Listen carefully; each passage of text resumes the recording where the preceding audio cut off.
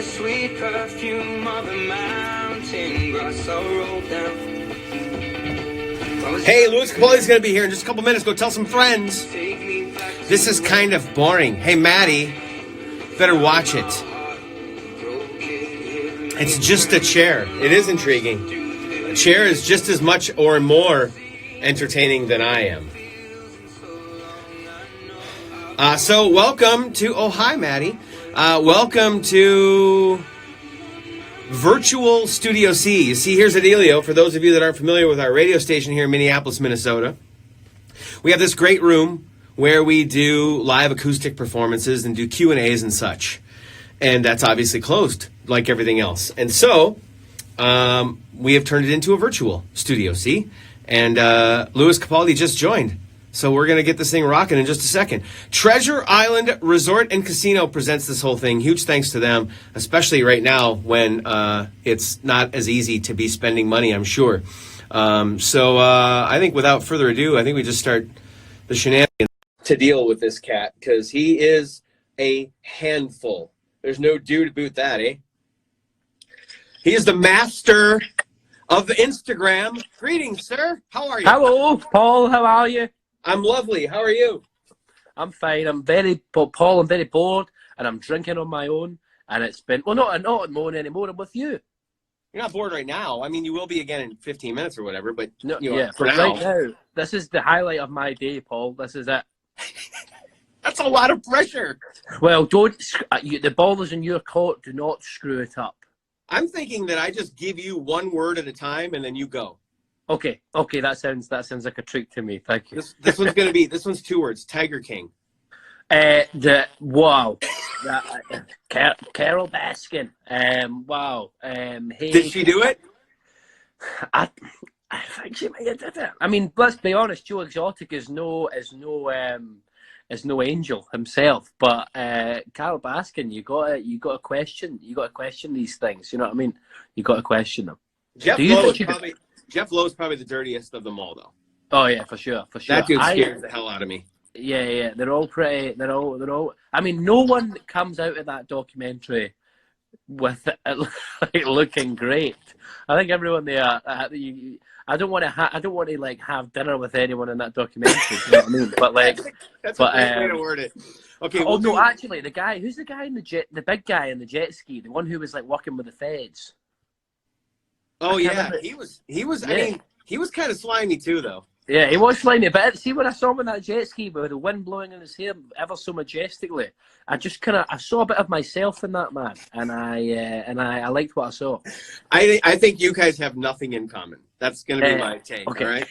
The one guy, I don't remember his last name. Ranky, maybe the guy with 2 prosthetic legs. Yeah, he was cool. Like he might be somewhat normal. Yeah, he was cool. And I liked his attitude to like losing his legs. He was like, "I got these cool new legs," and I was yeah, like, it was. That's the way to do it. How the heck are you holding up to this whole thing? Because you're an active guy. Active in terms of busy, not active in terms of fitness. But I'm fine. I'm just taking each day as it comes. And then let me tell you, when every day comes, I wake up and I say, "Oh, this is still extremely boring." I don't understand how people are on the internet and they're doing home workouts for everybody, and people are learning new skills.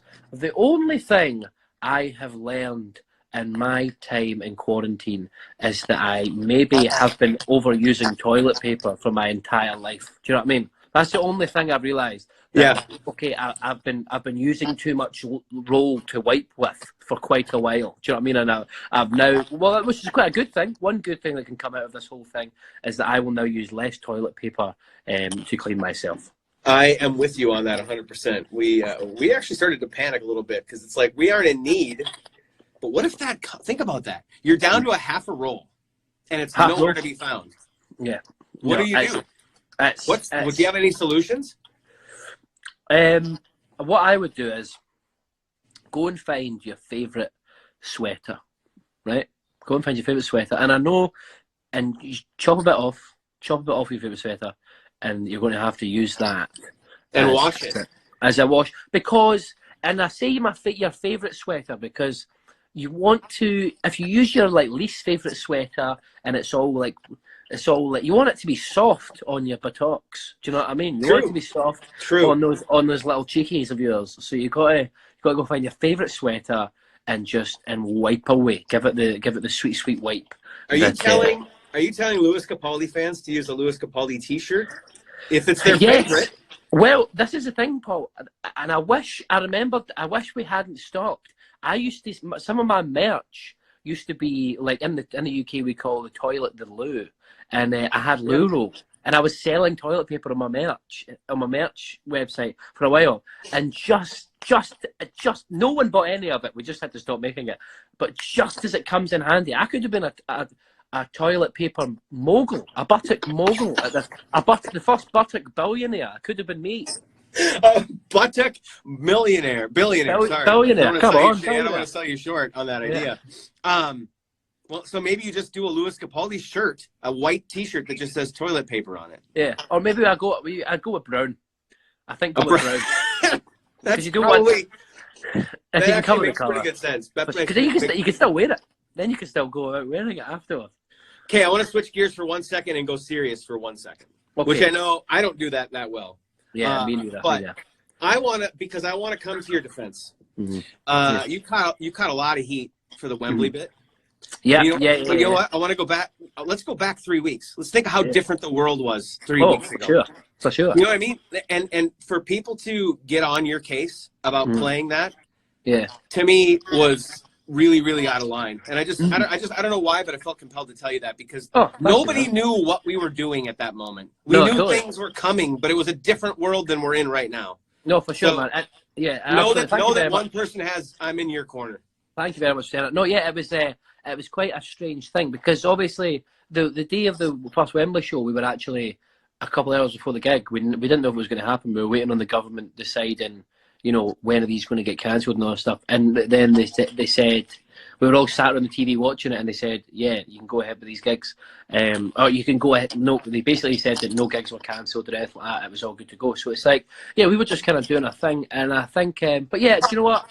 In hindsight now, obviously, if I'd known what I know now, probably wouldn't have done those shows. Do you know what I mean? But it's a different, as you say, at the time, I don't think the magnitude of the situation was apparent at that point. For nobody. Exactly. Thank you very much for saying that. But it's all good. It's all good. I think people are. The thing I find with this is people are when there's like any kind of negativity or outpouring of this, and I joke about it a lot and stuff, but like I think people are just a bit frightened and they're a bit scared, and everyone's kind of trying to work it out. So I hold no animosity to the whole situation. But I think the other thing too is right now is a really important time to remember to not be so quick to cast judgment because we're all just trying to do our best. Nobody knows what the hell. Even the experts don't for sure know exactly what's coming tomorrow or next week. You know what I mean? Absolutely. All we can do is our best. Yeah, it's a very scary few, it's been a very scary few weeks, and it looks like we're in for a couple more. So I think, it's being as nice as possible to everyone around you is an important thing to do. Okay, now we're going to switch gears. Waffles. What do I think about them? Waffles.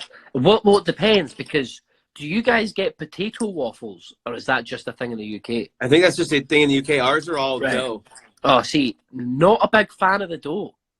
Not a big dough guy. I mean, I'm a doughy guy, but I'm not a big dough guy. Do you know what I'm saying? So for me, the waffles, dough waffles, no go. Potato waffles with like cheese melted on top of them. It's basically just like a big French fry that's in a waffle form. I'm using American vernacular. I don't know if you've noticed. Well, you are America's sweetheart. Are you still America's sweetheart? I think right now, America's sweetheart. I will concede the title America's sweetheart to the workers, the people who are going, the nurses, the doctors. I'll concede it to them, but I want them to know, not forever. They can hold on to it for now, just while this is. But as soon as this is all back to normal, I'm taking it back. I'm taking it back immediately.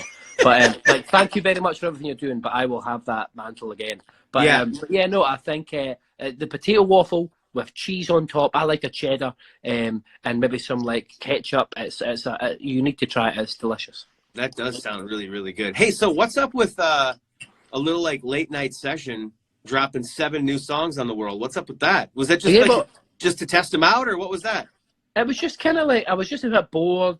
I had started drinking, Paul, I won't lie. I had started drinking for sure. And no, yeah, it was one of the, I just was kind of sitting about, these are basically songs that are never going to be heard, maybe except from one of them that I played. But they're never going to be, maybe two, but they're never really going to be heard. So I just thought, why not do it on an Instagram Live? Do you know what I mean? In the event of my demise, in the event of my death, I hope it's never. I mean, when I'm 80, if people still listen to my music, and I pass away, I'm sure all these songs will be on an album. I'm sure whoever it is that thinks they can make money out of me is going to stick them all on a record and put them out. But for the time being, maybe say for 1 or 2. Yeah, I was just a bit bored, and it's just kind of nice just to get people's reactions. It's a real-time way to get reaction and stuff like that. But it was just a nice. I was a bit bored, and I felt like doing it. I sometimes do it with like.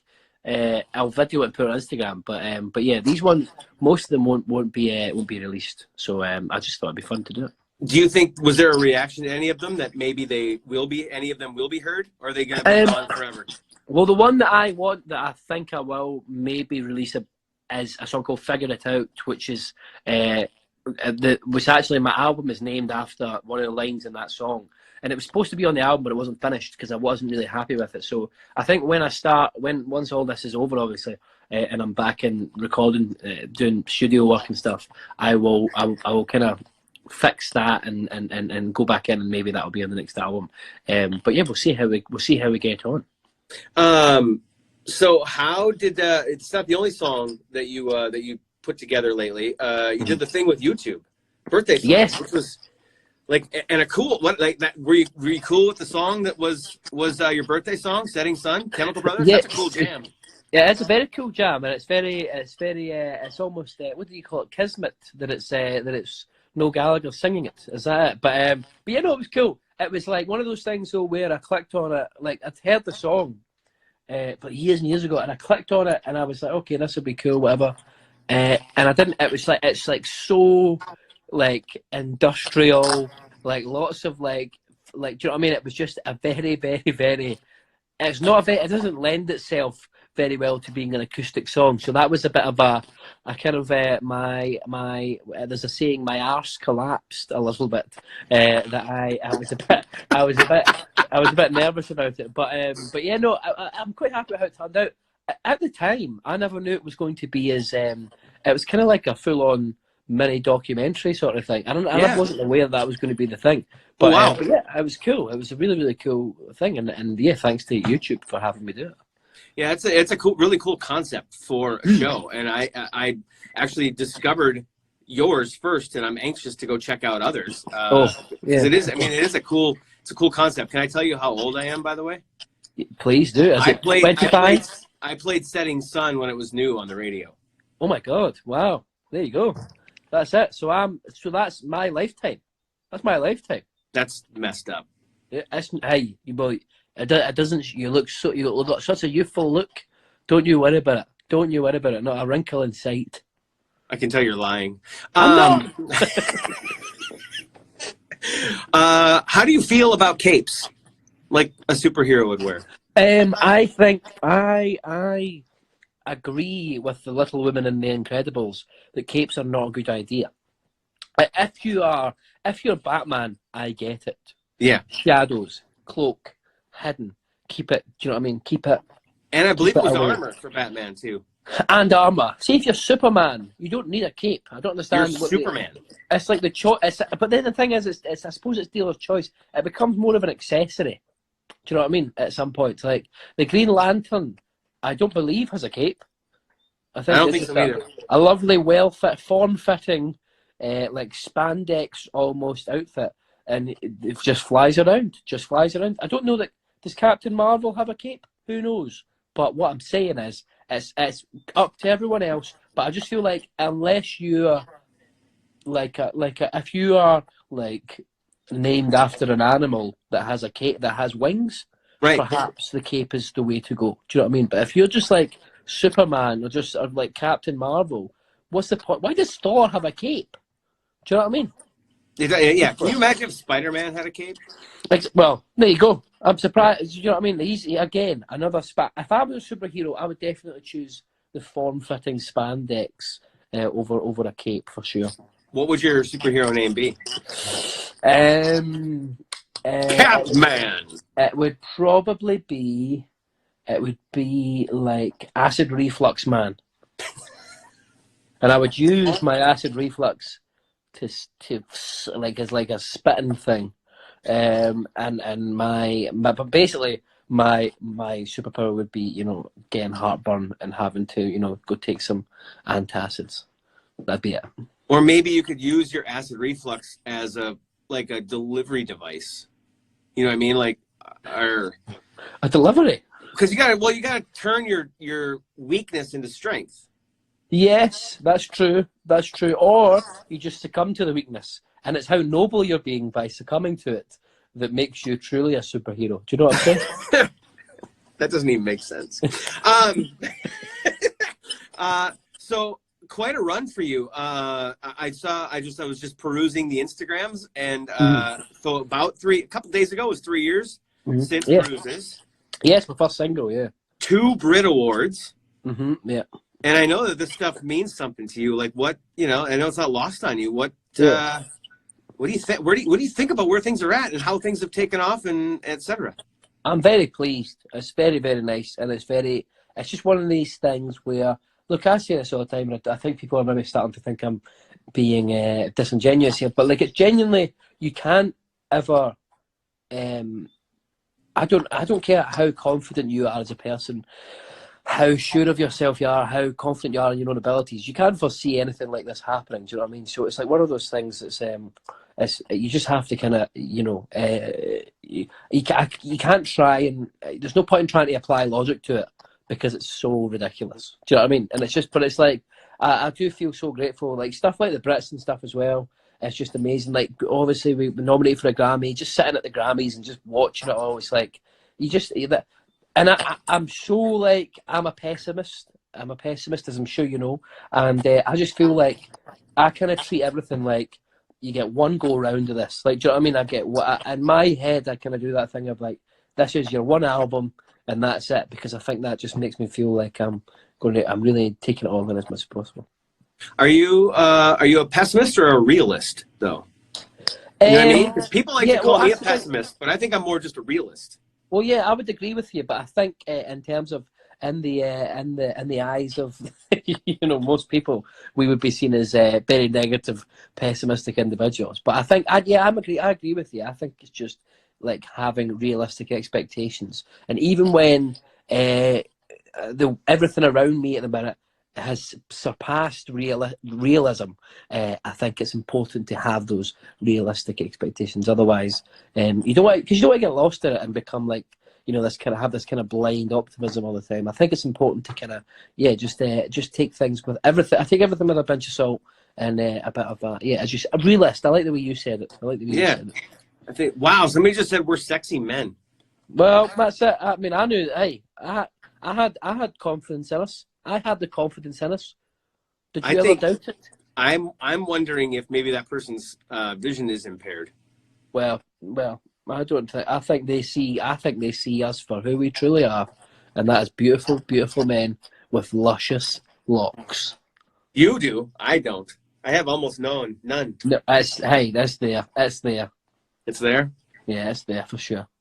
Okay, well, I'm sure the demand on you these days with this is probably pretty through the roof, and so I'm going to let you get going. And I appreciate you taking time and also being so real. Like, this is like, we had you in our Studio C here. I don't remember when that was, a few months back, and we goofed off most of the time. But these were different times, and I appreciate the conversation. It was awesome. It was a good little break from the day, and you're one of the good ones. You're one of the good humans. You got a huge heart, and I wish you nothing but continued success, my friend. Thank you, man, and I'll see you very, very soon, hopefully. Hopefully. You know what? I'll just walk around like this. Just walk around like this all the time until all this crap goes away and we can have Lewis in our face again, live and in person. Yeah, man. Thank you very much, and thank you for taking the time out of your day to do it. I really appreciate it. Absolutely. Take care. Man. See you later. All right, Bye. All right. Take care. See ya.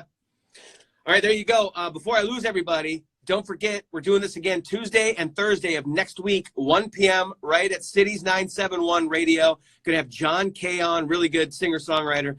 And next week, Gavin DeGraw, one of our oldest friends. He's the best ever. So that's next week at Cities 971 Radio, 1 p.m. Central Time. So just take out your world clock and it'll tell you what time that is. 1 p.m. Central Time, Tuesday, Thursday, next week.